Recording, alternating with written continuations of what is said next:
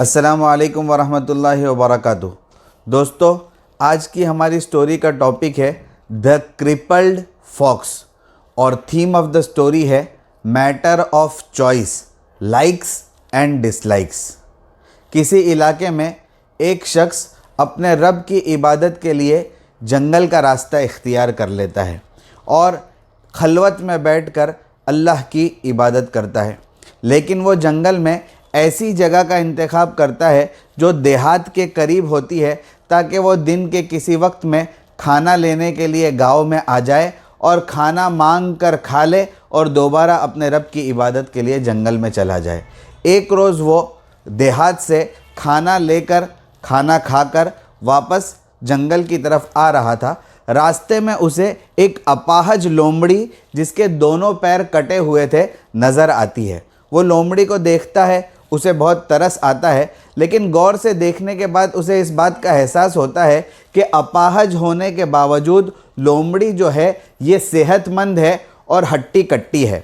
उसके दिल में ये ख्याल आता है कि आखिर इस लोमड़ी के खाने का इंतज़ाम कैसे होता है। वो झाड़ियों के पीछे लोमड़ी को देखने लगता है कि मैं थोड़ी देर यहाँ रुक कर देखता हूँ कि आखिर ये लोमड़ी खाती पीती कैसे है। अंधेरा होने के बाद वो शख्स देखता है कि एक शेर आता है, अपने मुंह में एक गोश्त का लोथड़ा लिए हुए होता है और वो लोमड़ी के सामने डालकर दोबारा जंगल में चला जाता है। अब ये शख्स बहुत हैरान होता है कि इस लोमड़ी के लिए ऊपर वाले ने खाने का ऐसा ज़बरदस्त इंतज़ाम किया है कि शेर इसके लिए खाना लाकर देता है। तो मैं तो ऊपर वाले की इबादत में लगा हुआ हूँ, मुझे आखिर खाना तलाश करने के लिए देहात क्यों जाना पड़ता है। मैं भी आज से यहीं बैठूँगा और इबादत में मशगूल रहूँगा। ऊपर वाला मुझे लोमड़ी की तरह यहीं खाना पहुँचाएगा, मैं खाना तलाश करने नहीं जाऊँगा।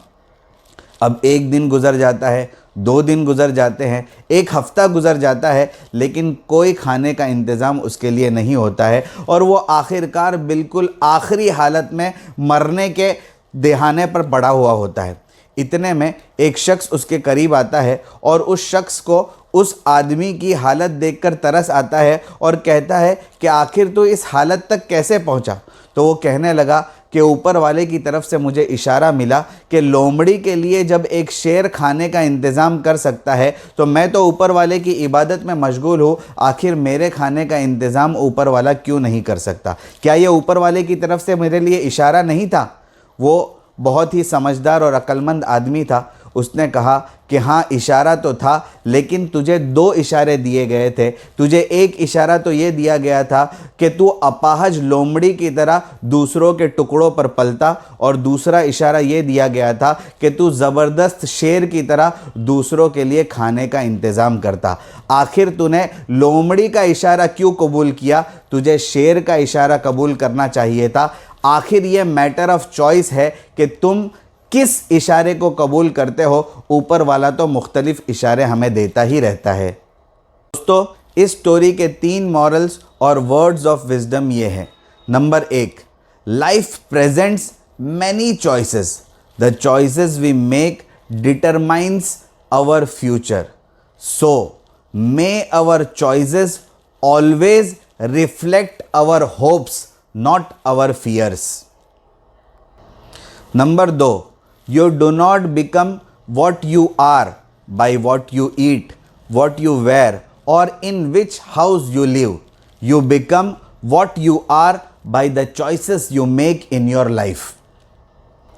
Number 3, every choice you make comes with a consequence. Once you make a choice, you have to accept the responsibility. You cannot escape the consequences of your choices, whether you like them or not.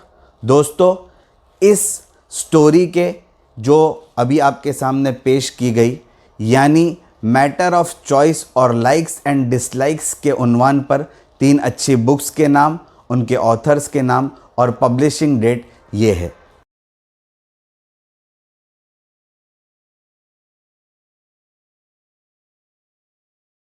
Thank you very much. जज़ाकल्लाहु अहसनल जज़ा।